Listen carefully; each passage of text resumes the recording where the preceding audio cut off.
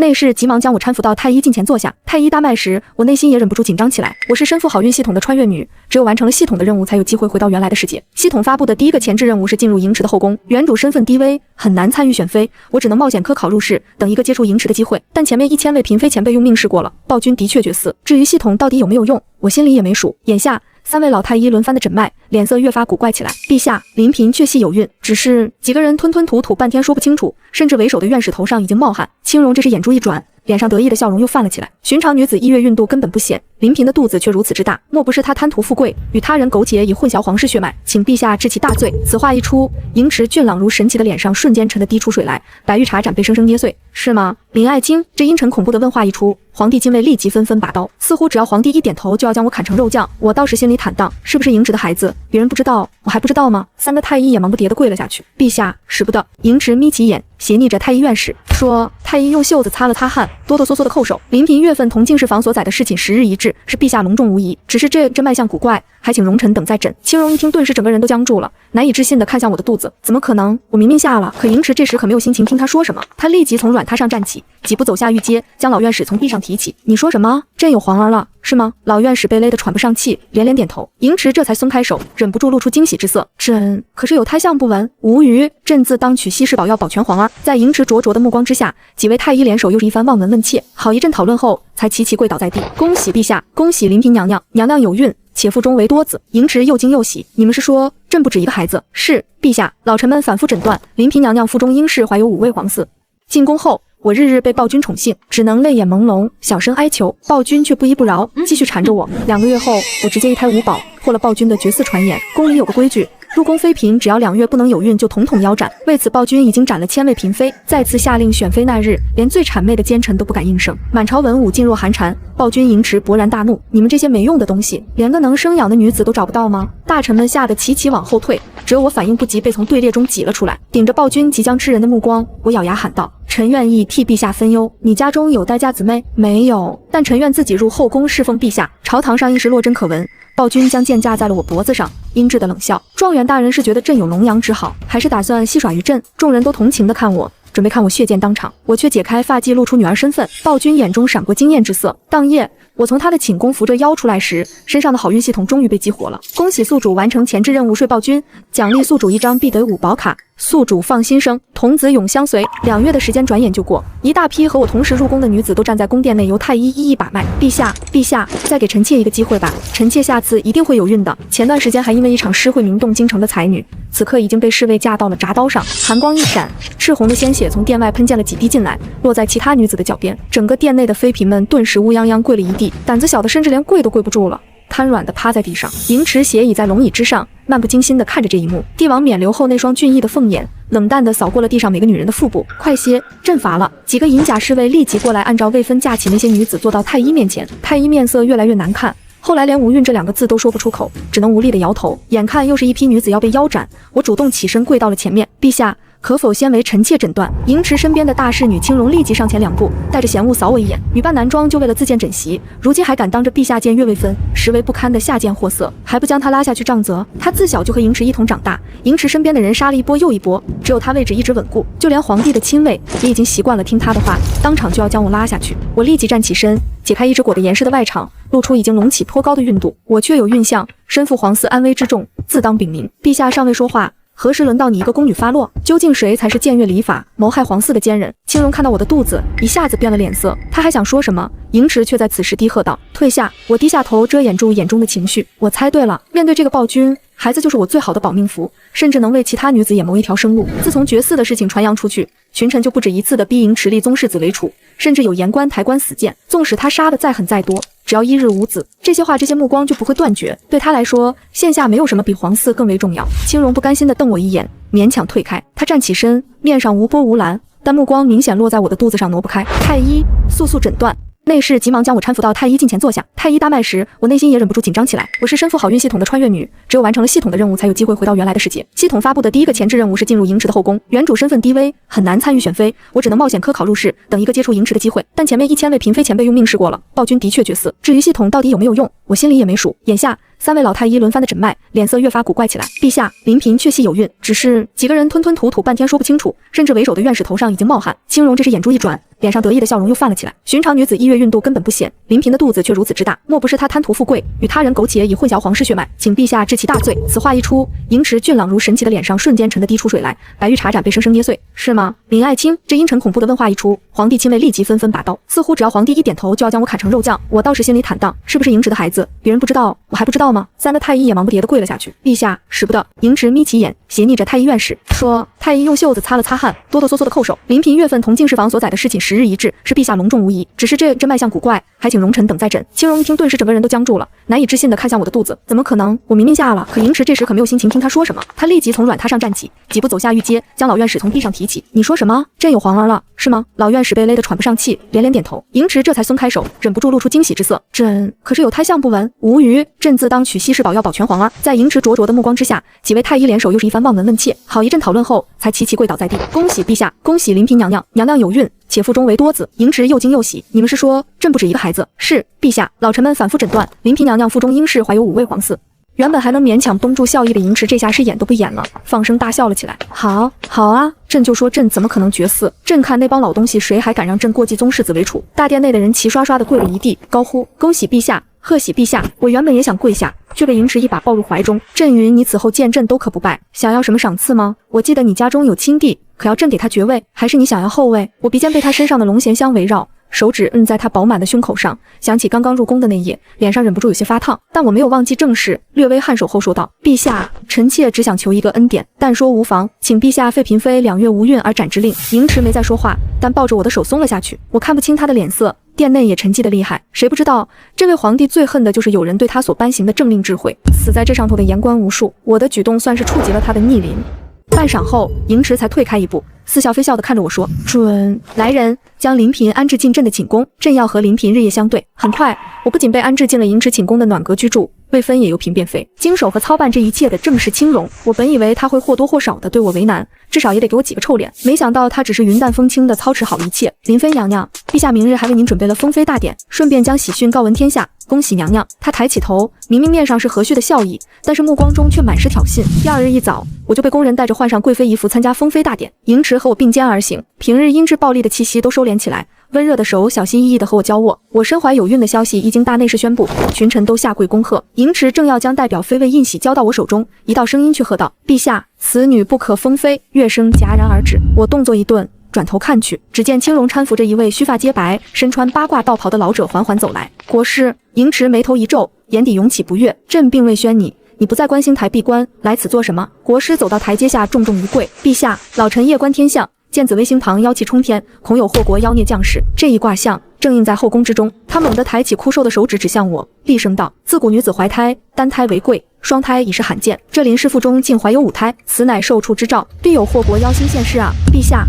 原本还在恭贺的百官顿时面面相觑起来。是啊，5胎闻所未闻，确实骇人。莫非真是妖孽投胎？否则怎会如此诡异？国师从未断错卦，看来此女留不得啊！青荣得意地冲我一笑，见莹池沉着脸半晌没有说话，他果断跪下，声泪俱下地说道：陛下，林妃孕象诡异，恐对国运有危，还请陛下为了江山社稷，早做决断，处死这妖妃，以绝后患。有了莹池身边的红人和威势极高的国师带头，一片大臣纷纷跪倒，齐声高呼：请陛下三思，铲除灾祸。莹池猛地拔出腰间长剑，剑锋直指台下，暴喝一声：放肆！他一把拦住我，将我护在身后，身上杀气腾腾。朕的皇儿，谁人敢胡言？是找死吗？暴君的威压确实骇人。台下群臣一时间寂静无声，但国师却从怀中掏出一块先帝赐下的免死金牌，举过头顶：老臣受先帝重托，今日便是死，也要为国除害。陛下若执意留下此妖孽，那这封妃大典便是亡国之始。莹池握剑的手青筋暴起，显然是动了真怒。但他如果真的大开杀戒，不仅会动摇国本，我和孩子也将永远背负妖孽骂名，寸步难行。我一手抚摸肚子，一手轻轻摁下莹池持剑的手。国师说我腹中孩儿是妖星，可有证据？5胎同胞本就是违背天道，这不是妖孽是什么？我嗤笑一声，难道陛下鸿福齐天，多子多福，在你眼中竟成了灾祸？你是在诅咒陛下应当断子绝孙才好。这顶大帽子扣下去，国师脸色也不太好看，但他眼珠一转，立刻说道：妖妃休要巧言令色，灾星现世，必有天景。待你生产之日，若真有天降灾象，你又当如何？他说的言之凿凿，我心中顿时有些慌乱。但这时系统响了，这老神棍居然敢为难我的宿主，别怕，和他打赌，我保证让这老神棍输的底裤都没有。叮咚，赠送宿主天降祥瑞卡，将在宿主生产时自动触发。我差点笑出声，在心中暗赞，干得好，童子！我挺直了脊梁，朗声道：好，既然国师如此笃定，那本宫便与你打个赌。若我生产之日真如你所言有灾祸异象，本宫自愿领死，绝无怨言。但若是没有灾象，国师又该当何罪？今日以下犯上的青龙又当如何处置？国师看起来极有信心，大袖一甩，说道：若真有祥瑞，老夫愿自毁双目，从此不再关心。青蓉姑娘也是一心为主，若真冤枉了娘娘，想必她也愿以死谢罪。青蓉被点名，虽然有些心虚，但看到国师笃定的眼神，也只能硬着头皮喊道：奴婢愿赌，若冤枉了娘娘，奴婢愿以死谢罪。我自信地抬起头看向他俩，好，今日百官皆在，可作为见证。8月后，尔等必输。有了这个赌约，加上银池虎视眈眈的模样，群臣和国师也就不好多做纠缠。事情表面上被暂时盖了下去，但仍旧有大大小小无数双眼睛盯着我。之后的时间，我都在银池寝宫内休养。将我视作妖星的人实在太多，就算是银池慢慢嘟心里肋骨，每天来看望我时总是一脸忧虑。整个皇宫更是笼罩在一片紧张气氛之中。产期渐渐临近，我腹部却突然一阵绞痛，娘娘要生了。宫人们立即将早早备下的产婆送进我的宫殿，可原本晴朗的天空却在此刻突然风云变色，墨色的乌云遮盖了整个天空。一道紫色雷霆径直劈在了我所居住的宫殿屋顶上，宫殿瞬间燃起了大火。走水了，走水了！这是天罚，这是天罚啊！我痛得大汗淋漓，却还能清晰地听到殿外的惊叫。青蓉高喊道：大家快看，乌云压顶，雷劈宫殿！这是上苍发怒，有妖孽要出事了，快求陛下杀了那个妖女。紧接着是国师苍老而激动的声音：陛下，您看清楚了吗？这就是您护着的祥瑞，雷火烧宫，这是大凶之兆啊！请陛下立刻处死妖妃，祭天平怒，请陛下处死妖妃。无数大臣跪在大雨中，哭嚎着逼宫。银池提着剑守在大殿正中，身后是熊熊燃烧的火光，面前是跪了一地的朝臣和咄咄逼人的国师。他发丝凌乱，双眼赤红如血，宛如一头被逼入绝境的困兽。谁敢上前一步，朕就杀谁。陛下，您还要执迷不悟吗？再不杀他，社稷危矣啊！国师高喊，就连银池的亲卫们都随之跪了下来，请求他诛杀我。就在这千钧一发之际，一声嘹亮的婴儿啼哭声穿透了漫天的雷雨。叮！检测到大宝降生，奖励天降祥瑞已发放。此时站在宫殿门口的大臣指着天空，浑身颤抖。陛下，诸位大人，快看天上，异象真的有异象啊！国师冷笑着抬头，哼。自然是灾祸异象。然而他的话还没说完，就像是被人掐住了脖子，再发不出声音。银池猛地向外望去，尔等管此象叫灾祸？一道水桶粗细的金光毫无征兆地刺破重重乌云，仿佛上苍在那漆黑的幕布上生生撕开了一个缺口。金光所过之处，原本因雷火而焦黑的残垣断壁，竟像被神迹洗礼，焦味散去，取而代之的是神圣的静谧。一条通体璀璨、流光溢彩的金龙虚影在皇宫上空不断盘旋，甚至发出了阵阵威严的龙吟。随着产婆高喊道：林妃生了！那条金龙化为一道白光，直接坠入我所在的宫殿之中。大殿外的文武百官早已看呆了，不少年迈的老臣甚至激动得浑身战栗，膝盖一软便跪倒在泥水之中。天降异象，金龙护主，这是天佑我大雍啊！祥瑞，这是旷古烁今的祥瑞。年迈的礼部尚书颤颤巍巍地跪直了身体，带头准备朝着银池道贺。空气中凝固的杀气被这突如其来的神迹冲散了大半。就在此时，产房的大门被推开了一道缝隙，满面喜色的产婆几乎是连滚带爬地跑到了殿门前的御阶下，声音里带着抑制不住的颤抖与狂喜。恭喜陛下，贺喜陛下！林妃娘娘产下了一位极其健壮的小皇子。此话一出，大臣们如获大赦，纷纷准备高呼万岁。可还没等第一声万岁喊出口，原本愣在原地的国师却突然反应了过来，他猛地跳了起来，指着天空厉声喝道：陛下，万万不可被这表象迷惑，自古真龙只有一位，陛下已经是真龙天子了，怎会还有真龙出世？此子刚降生便引来金龙盘旋，分明是天生的篡位夺舍之象。这孽障命格极硬，若是让他活下来，必会弑君夺位，毁我大雍社稷。青蓉也紧跟着跪倒在银池脚下，凄厉地喊道：陛下，雷火烧宫在前，邪龙入室在后，这分明是妖孽要强夺陛下的龙威，请陛下为了大雍江山，万万不可心软。我躺在产房内，听着门外的那些诛心之论，心几乎提到了嗓子眼。银池虽然渴望子嗣，但他更是一个极度多疑、视权位如生命的暴君。他可以为了一个怀孕的希望而连杀千位嫔妃，自然也可以为了皇位的稳固而杀掉任何人。一旦这子嗣被冠上弑君的名头，他那暴戾的猜忌心绝对会瞬间压过父爱。门外因为国师和青龙的话，还有银池的沉默，陷入了死一般的沉寂。我心急如焚，甚至能感觉到那1001位前辈冤魂仿佛就在我床边徘徊。如果银池现在下令，那把砍向他们的铡刀下一刻就会落在我的脖子上。我只能在脑海中焦急地喊道：系统，系统，你快出来！这老神棍要坏事，你还有没有别的招数？快啊！宿主莫慌，祥瑞礼包才刚拆了一半，请宿主拼尽全力继续生产。我死死抠住产床的边缘，几乎将那厚实的木板捏出痕迹。啊！我用尽全身力气发出一声嘶吼，老二、老三接连落地。刹那间，原本已经有些暗淡的金光再次暴涨，原本被雷火烧焦的土地上，竟凭空生出了无数脸盆大小的金莲，金莲瓣瓣如玉，自产房门口一路蔓延至御阶之下，步步生香，瞬间将产房周围那股血腥气荡涤得干干净净。原本还在犹疑的大臣们彻底炸开了锅，步步生莲异香袭人，这不似什么灾祸之象吧？自古妖孽降世必有黑云血雨，可如今却是金莲地涌，异香阵阵。国师，莫不是年纪太大看错了天象？群臣看向国师的眼神已经充满了怀疑。国师和青荣此刻脸色惨白，跪在泥地里，嘴唇嗡动，却说不出一个字。盈池此刻正盯着那些凭空出现的金莲出神，手中那把常年染血的长剑微微下垂，眼神柔和了下来。但我知道这还不够，我再次拼命用力，产婆也帮着我一并顺着后面的孩子。随着老四、老五接连出生，天空中突然传来了阵阵空灵缥缈的仙乐，天穹之上，百种瑞兽的虚影，甚至传闻中镇国的4大神兽都一起在神光中奔腾。更令人震撼的是，在那彩霞最深处，竟显现出一尊巨大的白衣仙人虚影。那仙人手执长尘，对着皇宫的方向轻轻挥动长袖，漫天彩霞竟随之卷动，化作鹤字横亘天际，万岁万岁万万岁！突然间，皇宫外传来了如浪潮般的欢呼声，那是全京城的百姓，他们亲眼目睹了漫天异象与仙人挥袖，数十万人在这一刻自发地跪在宫门外，额头戳地，山呼万岁。那声音穿透了厚重的宫墙，让原本还在争执不休的朝堂彻底安静了下来。产婆抱着刚出生的孩子，连滚带爬地跑出去，声音都哑了。陛下，神迹啊！3位皇子，2位公主，5包皇嗣皆已平安降生。在那排山倒海的道贺声中，盈池推开大门，大步冲进产房。他浑身还带着寒意，可看我的眼神却炽热的仿佛能将冰雪融化。他一把将我搂入怀中，内向冷峻残酷的脸上此刻竟有些不知所措的狂喜。他看着榻上那5个红扑扑的小生命，猛地转头对着殿外喝道：“传朕旨意，林妃诞下5包祥瑞，乃上苍赐予大雍的至宝。即日起，册封林氏为后，执掌封印，入主中宫。”这一刻，殿外的百官齐刷刷的跪倒，齐声高呼：“皇后娘娘千岁！千岁！千岁！”任国师和青荣颠倒黑白，口齿伶俐，在这一刻的滔天大事面前，都是渺小可笑了。不过，我虽然因为生产而虚弱，却并未忘记那些想要我命的人。就在盈池沉浸在得子的喜悦中时，青荣和国师正企图趁着宫内大乱从东华门溜走，可他们还没踏出宫门，就被我提前安排的人截住了。那是我入宫前科考入试时结交的几个知交好友，如今正负责皇城防卫。2人被狼狈地推到了我和盈池面前。陛下，奴婢只是想去清宁宫为小皇子祈福。青荣还想狡辩，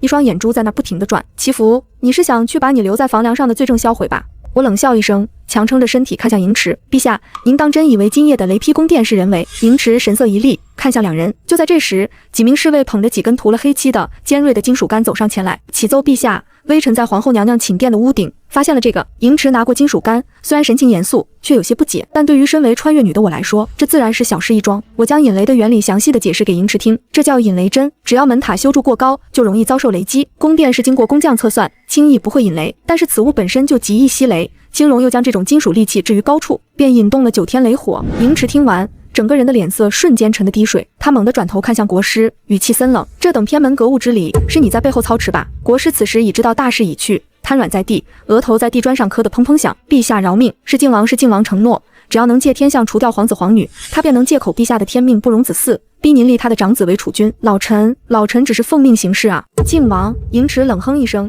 眼底满是杀意，把国师带下去，关入死牢。至于靖王，等朕亲自去会会他。然而，当盈池的目光转到青荣身上时，却带了一丝复杂的犹豫。毕竟是陪他从冷宫走出来的旧人。青荣见状，立刻西行上前，死死抱住盈池的大腿，哭得梨花带雨。陛下，奴婢是真的爱您啊！奴婢只是不想让别的女人分走您的心。奴婢是受了国师的蒙蔽。陛下，您忘了当年在冷宫，是奴婢一直陪着您吗？盈池的身形顿了顿，我看着他眼底那抹挣扎，知道若不揭开最后的脓疮，他终究会心软。我悠悠开口：“陛下，您可知您为何多年绝嗣？这些年，青荣都在您日常喝的安神汤内下了绝嗣的药。”此刻的气氛比雷雨夜还要冷上3分。盈池抱着大宝的手指在轻轻颤抖，他低头看着怀中那个眉眼与他极其相似的孩子，缓缓开口：“为什么？”盈池的声音沙哑的吓人，透着沉痛。青荣，朕从冷宫里出来的时候，身边只剩下你一个人，朕把这宫里最好的东西都先紧着你。朕甚至想过，若你愿意，这贵妃之位永远是你的。你为什么要对朕下这种毒手？青荣听到冷宫2字，身体猛地一震，他缓缓抬起头，那张平日里温婉端庄的脸，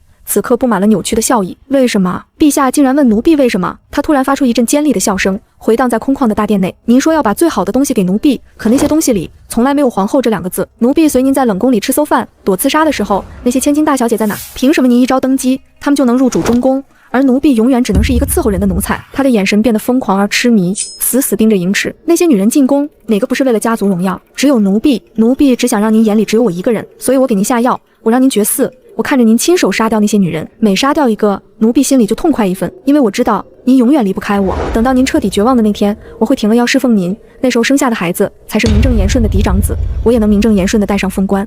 疯了，你真是疯了！银池摇了摇头，难以置信地看向青荣。他一直以为青荣是不求名分的知己，却不知他心里埋藏着如此阴毒的算计。他这些年的痛苦、绝望，竟全是由这个最亲近的人一手促成。带下去，银池无力地挥了挥手，仿佛这一瞬间苍老了10岁。国师罔顾天命，勾结内宫，祸乱朝纲，传旨下去，秋后午门问斩。至于青荣，既然你这么怀念冷宫的日子，朕成全你。以后青荣幽禁冷宫，终生不得外出。一晃半年过去，午门外人头攒动，曾经不可一世，以天命自居的国师，此刻发髻散乱，被反绑在刑柱上。随着监斩官的一声令下，鬼头刀起，一道血溅喷涌而出。这个享受了半辈子尊荣的老神棍，终究死在了他最看不起的人间法度之下。而另一边，在连野猫都不愿踏足的废弃冷宫中，青荣正穿着一身破烂的红色宫裙，坐在一把断了腿的木凳上。他对着一面破碎的铜镜，不断地往脸上涂抹着不知名的红泥。陛下您看，臣妾今天美吗？他对着虚空娇笑着，眼神空洞。今日是封后大典，您说过的，要给臣妾这世间最尊贵的荣耀，快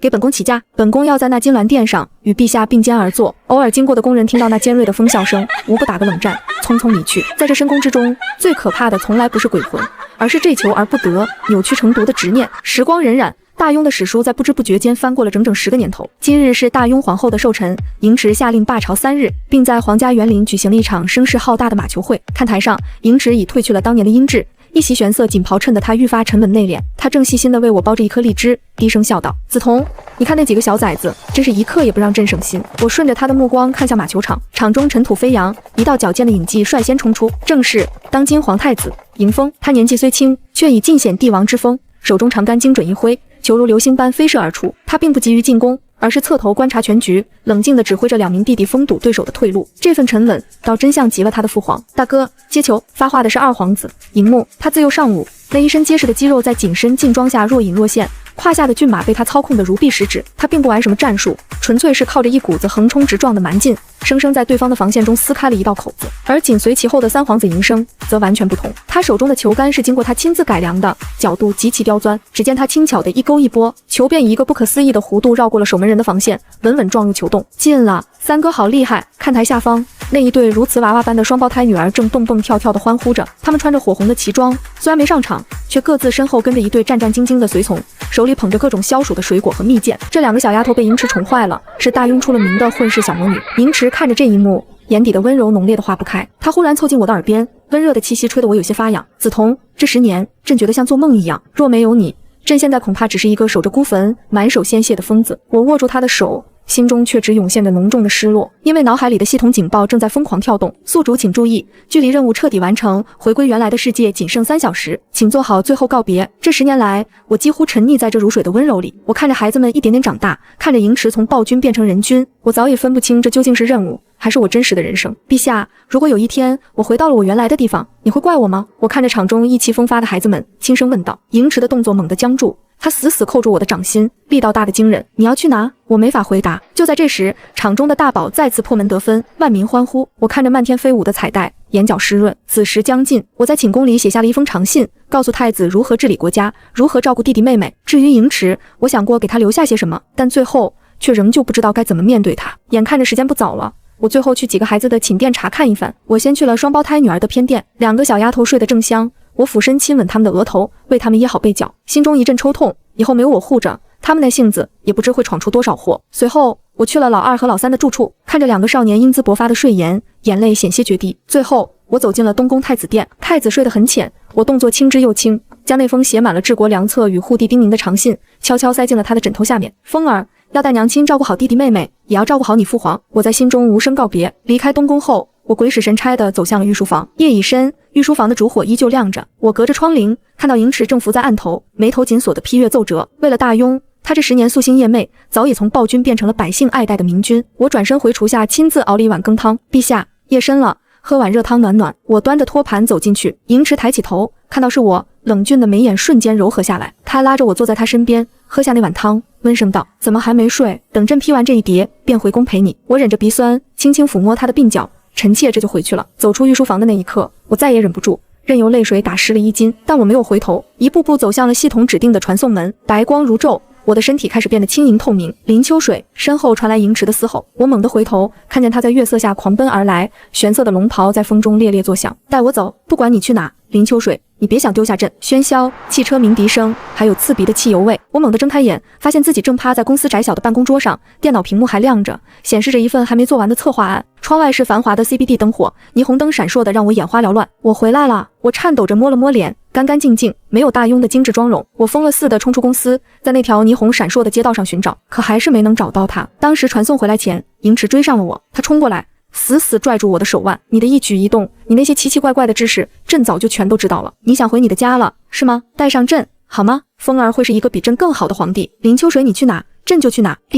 检测到目标人物盈池具有极度强烈的跨时空追流意愿，系统判定宿主可携带该附属生命体离开。代价：回到现实后，由于能量场不稳定，宿主需在3年内再次开启好运模式，以稳固时空节点。我还没来得及吐槽系统的趁火劫掠，盈池已经一把将我搂入怀中，拉着我一起撞进了那团巨大的白光之中。可醒来，我却没有见到他。接下来的这1年，我像是丢了魂一样，我动用了所有的积蓄去寻找叫盈池的人，甚至去查遍了全国的户籍系统，可一无所获。系统也像是陷入了深度睡眠，任凭我如何呼唤都没有回应。就在我几乎要放弃，以为那10年的恩爱缠绵真的只是一场由于过度劳累导致的幻觉时，公司的一个消息炸开了锅。秋水，快别发呆了！总部空降了太子爷过来亲自担任总裁，据说帅得惨绝人寰，还是单身。同事小美兴奋地拽着我往楼下走，你是行政主管，今天的接待由你全程负责，可千万别出差错。我心不在焉地应着，怀里抱着一叠厚厚的文件。这种豪门继承人的故事，我听得太多。此刻我心里塞满了那个会在大庸马场上为我包励志的男人。电梯门在顶层缓缓开启，一双黑色手工定制皮鞋率先踏出了电梯。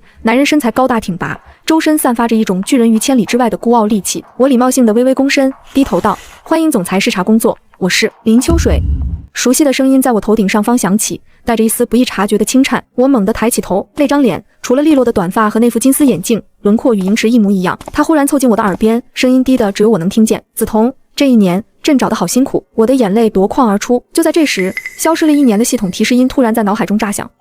检测到宿主与目标人物重逢，位面能量场稳定。当前进阶任务：为现代暴君生一个小公主。任务奖励：奖励全球顶奢庄园1套，附赠奶爸必修课大礼包1份。盈池握住我的手，在众目睽睽之下，他嘴角勾起一抹笑容。林主管，今天晚上方便跟我共进晚餐吗？我破涕为笑，反手紧紧回握。原来无论在哪个世界，他终究会跨越万水千山来到我的身边。全文完。